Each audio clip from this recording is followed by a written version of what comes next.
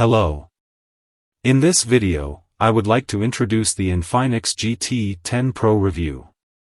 I trust that this video is very useful for you. When you have already watched the video, you know about Infinix GT10 Pro clearly. I am introducing to you the detailed Infinix GT10 Pro review that is important, especially competition, verdict, pros and cons at the end of the video. Please kindly enjoy watching the video as following. Infinix isn't a new smartphone company, but it only recently started making inroads in markets outside Africa. As it expands its presence, the smartphone maker also tries to cover as many market segments as possible, even niche segments like gaming smartphones.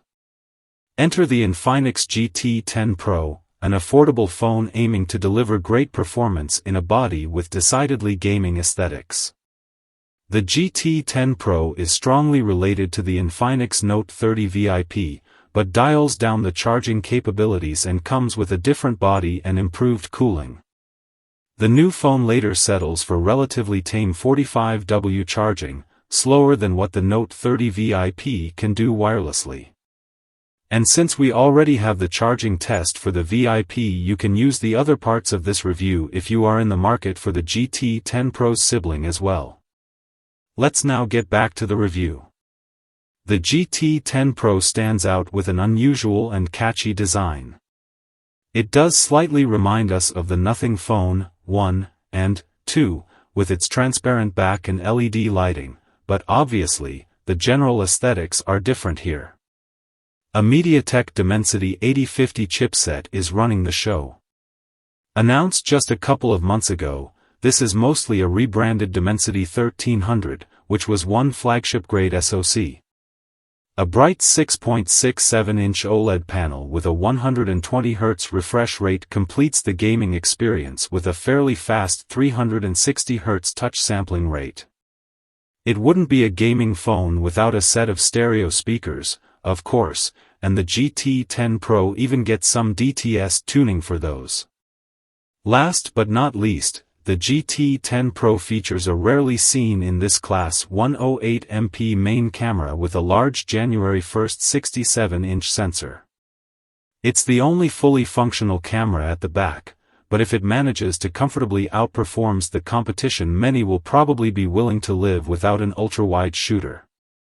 We'll see about that in a short while, but first let's open the box and see what's inside. Design and ergonomics. Infinix calls the GT10's design Meca, and it features an LED indicator next to the camera. It's inspired by the cyberpunk sci-fi aesthetics, and it appears as if the elements sit behind a see-through plastic back, creating a cool 3D look. Around the sides the frame is also made of plastic, as build materials were clearly limited by the price tag. The back is completely flat and the only thing sticking out is the camera island, which is home to 3 cameras, the circular LED flash and the LED indicator. The white bars are the only thing that lights up on the back, contrary to what the element's appearance can make you believe. They light up only during gaming, incoming notifications and calls, and charging. The device comes in 2 colors, Mirage Silver and Cyber Black. We have the latter version with orange accents, while the Mirage Silver sticks to just white and silver. Fingerprints and smudges can be seen at a certain angle, but because of the busy design aren't normally too bothersome. We would assume that the silver colorway is better in this regard, as lighter colors tend to be. As we mentioned earlier, the side frame is made of plastic. It has a glossy finish and smudges stick easily. The right side accommodates the power button and the volume rocker, while the left has only the triple card tray. It's not a hybrid slot, so you can simultaneously put 2 SIM cards and a microSD card. The bottom is home to the USB-C connector, one of the speaker grills and a 3.5mm audio jack. At the front, we see a 6.67-inch OLED panel with a centered punch hole for the 32MP selfie camera. The side bezels are quite thin, while the top and bottom ones are slightly thicker. The earpiece that doubles as a second in the stereo setup is located at the top, its grill barely visible. We are not a fan of the fingerprint scanner's location, though. It's too close to the bottom edge and requires awkward thumb stretching unless you hold the phone close to the bottom edge. All in all, handling the Infinix GT10 Pro is reasonably comfortable. Although glossy, the plastic surface on all sides provides decent grip. The flat sides feel fine to hold with two hands when gaming in landscape orientation, but one-handed operations are a bit uncomfortable due to the sharp edges. Bright enough 120Hz OLED panel. The Infinix GT10 is built around a full HD 1080x2400px 10-bit OLED panel with 120Hz refresh rate. For maximum eye comfort, the panel uses high-frequency PWM for brightness control, at up to 1920 Hz.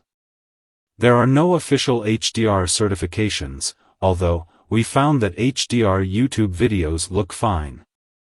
Widevine L1 is on the list of features, so Netflix and Amazon Prime streaming work at full HD resolution. The display's maximum brightness in manual mode was 505 nits while in auto mode it peaked at 701 nits. This is short of the advertised 900 nits, but it's still enough to provide a comfortable viewing experience outdoors on a bright sunny day. Battery life. The GT10 Pro has a 5000 mAh battery and did well in our battery test. The screen-on tests yielded good resluts on par with the majority of competitors. The standby draw is higher than usual, though, bringing the overall score down a bit. Still, 112 hours overall endurance score means Infinix contender offer dependable battery life. Charging speed. When it comes to charging, the GT10 Pro can use the supplied 45W charger to top up the 5000 mAh battery in just over an hour, 61 minutes, to be exact, while a 30-minute charging cycle gets you to 73%. That's quite fast for the price range and only falls behind the POCO X5 Pro. Speakers. The GT10 Pro relies on a hybrid dual-speaker setup, which is what you'd expect in this price bracket. The bottom-firing speaker is the main one and is noticeably louder than the earpiece one. The two combined are decently loud, scoring -25.1 LUFS in our tests, enough to earn the handset a very good score. In terms of audio quality, the speakers do fine. The highs and high-pitch vocals start to ring at higher levels, but a few clicks below the maximum level you get usable audio with some bass. Pure XOS 13 with Android 13. Infinix boost Android 13 with the company's proprietary XOS 13 skin on top. Infinix brands this gaming iteration of the software as Pure XOS, although there are few differences between this version and what you'd get on a regular Infinix phone. The manufacturer promises one major Android update and 2 years of security patches. That's below the industry standard these days, where mid-rangers are often treated with at least 2 major updates while flagships tend to have 3 or more guaranteed OS upgrades.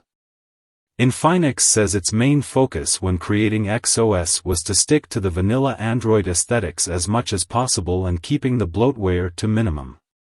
The reality is that you get a whole lot of pre-installed apps, while the whole UI and iconography is deeply customized. The good news is XOS 13 works smoothly, with no hiccups or stutters, despite the influx of apps. So Infinix has done its job pretty well on that front.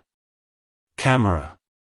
The GT10 Pro is equipped with 3 cameras on its back, but only the 108MP main one is truly useful. The other two 2MP shooters barely contribute to the overall photography experience. There is a macro shooter and a depth sensor, meaning there isn't even an ultra-wide camera, which is rather common among the competition.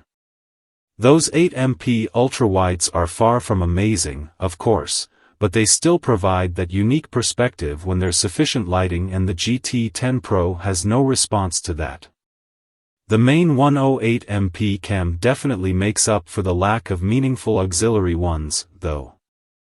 It uses a January 1st 67-inch sensor, which is the largest in the class, and is paired with f/1.8 aperture. That's pretty solid hardware for a sub-$300 phone. On the front, the phone sports a 32MP camera with f/2.5 aperture, and photos come out in the full 32MP resolution. There's no pixel binning by default. Competition. Although labeled a gaming phone, the GT10 Pro does little to justify that tag. The gaming aesthetics on the back and the few software tweaks are cool and all, but you get neither the top-notch sustained performance nor the high frame rate gaming you'd expect from a phone in the gaming class. However, the phone makes a lot of sense for those looking to get the best possible performance for their money. In India, the handset goes for less than 20,000 Indian rupees, and the GT10 Pro is really competitive in that segment. The only thing that comes close to it in terms of value for money is the Xiaomi Poco X5 Pro. The latter is currently selling for a little over 20,000 Indian rupees, but offers superior display, faster charging, and an ultra-wide camera. Even so, the X5 Pro can't match the GT10 Pro in terms of processing power, though. The GT10 Pro also goes against OnePlus's Nord CE3 Lite in the same price bracket and edges out with a better chipset and nicer OLED display. The two handsets are neck and neck when it comes to camera performance and charging. We believe that the faster chipset and better OLED panel are enough to choose the Infinix over OnePlus offering. The Samsung Galaxy A14 5G is a popular choice among buyers in the sub-INR 20,000 category, but beyond the longer software support we struggle to find a compelling reason to go for the Galaxy. It has inferior display, much slower chipset, and painfully slow charging. The still unreleased Galaxy F34 is probably a better pick as it features a huge 6000 mAh battery and equally nice OLED panel.